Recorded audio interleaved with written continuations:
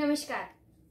आज हम बात करेंगे श्रीमद् भगवत गीता जी के दूसरे अध्याय के 71वें श्लोक की।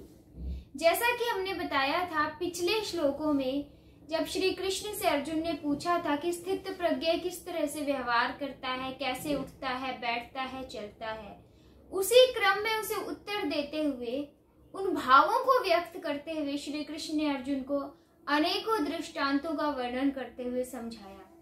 अब इस अध्याय के हम अंतिम पड़ाव पे हैं। जो अगला श्लोक है 71वां श्लोक, उसमें श्री कृष्ण अर्जुन से बताते हैं कि कौन ऐसे व्यक्ति होते हैं जो शांति को प्राप्त करते हैं। क्या वर्णन है, क्या कहते हैं श्री कृष्ण अर्जुन से, यह 71वां श्लोक हमें बताता है। विहाय कामान्ये सर्वान् पुमांश्चरति निःस्पृह निर्ममो निरहंकार स शान्तिमधिगच्छति। जैसे आपने देखा, इस श्लोक में श्री कृष्ण ने अर्जुन से कहा कि जो व्यक्ति, जो मनुष्य सभी कामनाओं का त्याग करके स्पृहा रहित, ममता रहित, अहमता रहित होकर जीवन यापन करता है, वही शांति को प्राप्त होता है। जो स्पृहा रहित, ममता रहित और अहमता रहित होकर आचरण करता है, वही शांति को प्राप्त होता है। तो श्री कृष्ण क्या कहना चाहते हैं अर्जुन से? कामना क्या है? प्राप्त वस्तु की इच्छा होना कामना है। परंतु जो स्थित प्रज्ञ है वो सभी कामनाओं से रहित है। उनका अपने मन, इंद्रियों पर इतना नियंत्रण है कि वो सभी कामनाओं से रहित है। परंतु कामनाओं से रहित होने के बाद भी जीवन यापन के लिए दिशा, देश, काल, स्थिति, वस्तुएं जिसकी भी आवश्यकता होती है, प्राप्त अप्राप्त वस्तुएं जो जीवन निर्वाह के लिए आवश्यक है, उन्हें ही स्पृहा कहा गया है। अब यहाँ श्री कृष्ण कहते हैं कि जो संयमी मनुष्य स्पृहा रहित भी है, स्पृहा रहित होकर भी आचरण करता है, वह शांति को प्राप्त करता है। तो स्पृहा रहित होने का क्या अर्थ है कि अब उसे जो जीवन निर्वाह के लिए आवश्यक वस्तुएं हैं उसकी भी आवश्यकता नहीं, क्योंकि उसने तो परमात्म तत्व को प्राप्त कर लिया। जो इस मानव देह को पाने का लक्ष्य था वो तो प्राप्त हो गया। अब ये शरीर रहे या ना रहे उससे उसे कोई अंतर नहीं पड़ता। परंतु इसका अर्थ यह नहीं है कि वो जीवन जीना छोड़ देता है। जीवन निर्वाह के लिए जो वस्तुएं आवश्यक हैं उनका वह प्रयोग करता है, परंतु उस प्रयोग को करते समय भी वह पथ और कुपथ्य का ध्यान रखता है। वह इस बात का पूरा ध्यान रखता है कि वह केवल आवश्यकताओं की पूर्ति के लिए उनका निर्वाह कर रहा है, भोगों की, कामनाओं की पूर्ति के लिए नहीं कर रहा। इसलिए उसे स्पृहा रहित कहा गया है। निस्पृह, निर्मम, निरअहंकार, तीन शब्दों का, तीन पदों का प्रयोग हुआ। दूसरा है निर्मम, ममता रहित।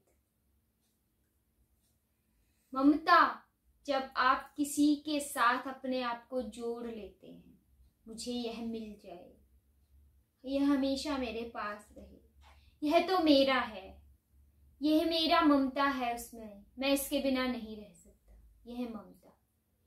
जब व्यक्ति संसार में आता है तो सांसारिक रिश्तों में उसकी ममता हो जाती है, सांसारिक वस्तुओं में उसकी ममता हो जाती है, और यह ममता उसको कल्याण प्राप्ति में बाधक होती है। तो जो संयमी व्यक्ति है, जो स्थित प्रज्ञ है, वो ममता रहित है।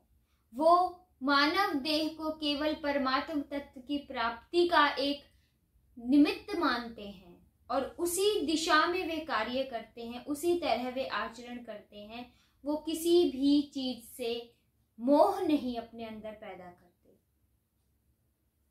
मोह रहित रहते हैं, ममता रहित रहते हैं। तीसरे पद का प्रयोग हुआ निरहंकार। यह सबसे महत्वपूर्ण पद है। कामना, स्पृहा, ममता और अहंकार, इन चारों में अहंकार मुख्य है। जब व्यक्ति अहंकार रहित हो जाता है तो वो बाकी तीनों से भी रहित हो जाता है। अहंकार क्या होता है? मैंपन, मैं हूं, मेरा शरीर है, मैं हूं, जो कर रहा हूं मैं कर रहा हूं, यह मेरा है, यह मुझसे है, मेरे बिना यहाँ कुछ होगा नहीं। ये सब अहंकार, मैंपन। जब मैंपन ही नहीं रहेगा तो किसके लिए कामना की आवश्यकता होगी, किसके लिए स्पृहा की आवश्यकता होगी और किससे ममता होगी? तो इन चारों पदों में अहंकार मुख्य है। अहंकार रहित होना अति आवश्यक है। अब कोई ये कहे कि क्या ऐसा होता है कि आप कामनाओं से रहित हो जाएं, स्पृहा से रहित हो जाएं, ममता से रहित हो जाएं, अहंकार से भी रहित हो जाएं तो आपको शांति आकर मिल जाएगी? ऐसा नहीं है। शांति कहीं से आकर नहीं मिलती, शांति तो अंतःकरण में स्थित रहती है, पर व्यक्ति उसे प्राप्त नहीं कर सकता, उसका अनुभव नहीं कर सकता, क्योंकि वो इन सब में घिरा रहता है। मैंपन में घिरा रहता है, अहंकार में, ममता में घिरा रहता है, तो उसे अनुभव ही नहीं होता कि उसके अंतःकरण में शांति है या ये सांसारिक भोगों का मोह है, अपने होने का अहंकार है। जब वो इन चारों से अलग हो जाता है, रहित हो जाता है, तब उसे यह पता चलता है, यह अनुभव होता है कि मैं तो कुछ हूं ही नहीं, जो कुछ है वो ईश्वर है, जो कुछ मेरे पास है वो ईश्वर का है। वो जिस स्थिति में रखना चाहता है उसी स्थिति में रखता है, और जब वो चाहता है तभी स्थिति का परिवर्तन होता है। तेरा तुझको अर्पण, क्या लागे मेरा।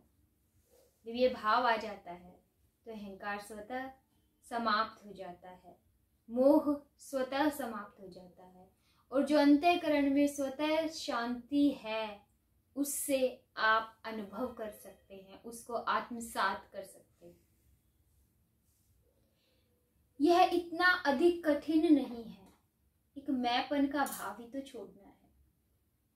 अहंकार समाप्त होने पर बाकी सभी जो दोष हैं, वो विकार हैं, वो अपने आप समाप्त हो जाते हैं। जब मेरे होने का अहंकार ही नहीं होगा तो कुछ बचेगा ही नहीं। जब मुझे यह एहसास हो जाएगा, यह अनुभव हो जाएगा कि मैं तो परमात्मा का हूँ, परमात्मा मेरा है, यही एक सत्य है, इसके अतिरिक्त कुछ नहीं, तब स्वतः शांति को प्राप्त हो जाएगा। अगला श्लोक जो है 72वां श्लोक, वह इस अध्याय का अंतिम श्लोक है। उस श्लोक में श्री कृष्ण इन सब बातों का उपसंहार करते हुए अर्जुन से क्या कहते हैं उसकी व्याख्या हम आगे करेंगे। तब तक आप श्रीमद् भगवद गीता अवश्य पढ़िए। जय श्री कृष्ण।